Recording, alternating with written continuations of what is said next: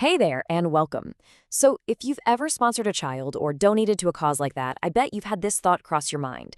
Is this actually working? Is my money really making a difference? For a long time, the only answer we had came from these really touching letters and stories. But today, we're going to dig into how the world of charity is shifting gears, moving beyond just stories to find cold, hard, scientific proof. Right, let's just get straight to it. This is the million-dollar question, isn't it? Because in today's world, it's not just about that warm, fuzzy feeling you get when you donate. We want to know. We need to know if these programs are truly creating real, lasting change in a child's life. And look, don't get me wrong, those stories are incredibly moving. They're what pull us in, right? You see a photo of a smiling kid, you read about their dream of becoming a teacher, and you feel that connection. But as powerful as they are, anecdotes can't really tell us the whole story. And that's where things get super interesting. There's been this huge shift in the nonprofit world toward using really rigorous, evidence-based methods to figure out what's actually going on. We're moving from just hoping it works to actually knowing. So, what's the big problem we're trying to solve here? Well, think about it.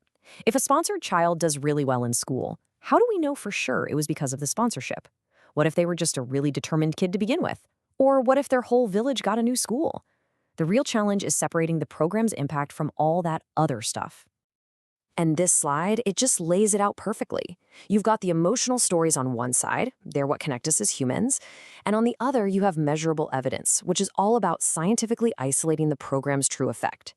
The goal here isn't to get rid of the stories, it's to give them a rock-solid foundation of data to stand on.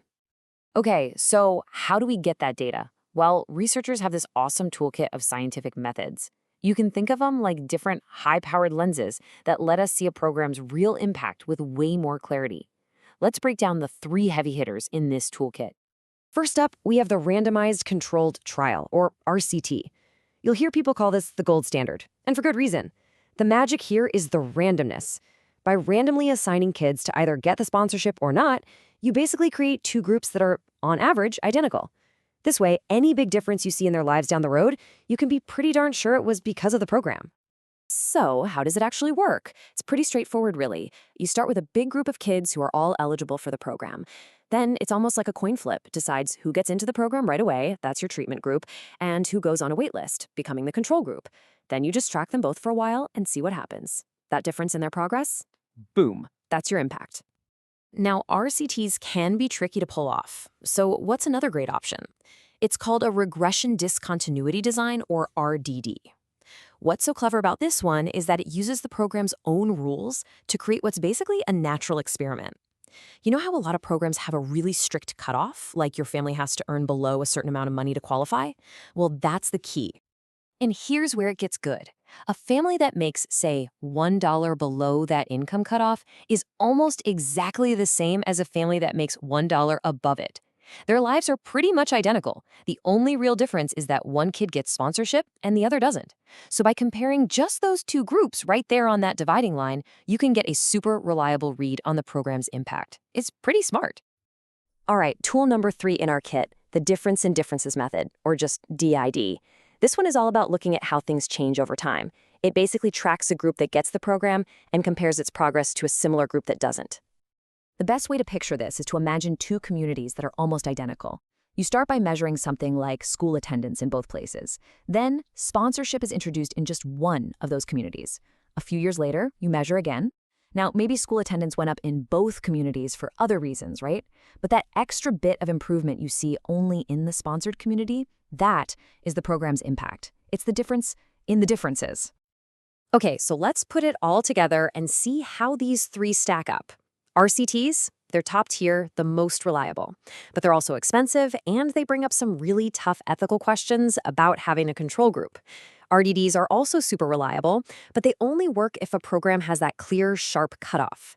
And DID is really solid and flexible, but it's built on one big assumption, that both groups would have been on a similar path anyway if the program never existed. So these tools are clearly powerful, but, and this is a big but, using them in the real world is messy. It's complicated. This isn't some sterile lab experiment. There are some major hurdles you have to clear. And this is the elephant in the room. This is the question that every single person doing this kind of research has to wrestle with. how can you ethically justify withholding help from a child who qualifies for it just for the sake of your study? It's a huge moral and practical challenge, and there are absolutely no easy answers. And on top of that ethical minefield, there's a whole list of other headaches. I mean, these studies cost a lot of money. The results you get from one study in, say, rural Kenya might not apply at all to a city in Bolivia. You also have to worry about things like selection bias, where maybe parents or local staff unintentionally steered the most promising kids into the program. And what about spillover effects? You know, when the whole community gets a little better. That's really hard to measure. It's a lot. So you might be thinking, wow, this sounds kind of impossible. But it's not. In fact, facing all these challenges has forced organizations to get really smart. It's led to a whole set of best practices for doing evaluations that are both scientifically solid and deeply ethical. At the end of the day, it all comes down to respect. A truly great evaluation is built on a foundation of trust. It means talking openly and honestly with families and community leaders. It means having independent ethics boards watch over everything to make sure people are treated fairly. And it means fiercely protecting people's private information and, just as importantly, committing to share what you learn back with the very people who made the study possible. So let's zoom out for a second. What does all this mean for the future of giving? Because this isn't just some academic exercise. This is about fundamentally changing our approach to helping people, to make sure every single dollar, every bit of effort, has the biggest possible positive impact. And this, right here, is what it's all about. This whole movement towards scientific proof isn't just about proving to donors that their money was spent well. It's about learning. It's a powerful tool that lets organizations see what's working, fix what isn't, and double down on the things that are truly changing lives. And the future here is really exciting. We're starting to see more flexible models that let programs adapt as they learn.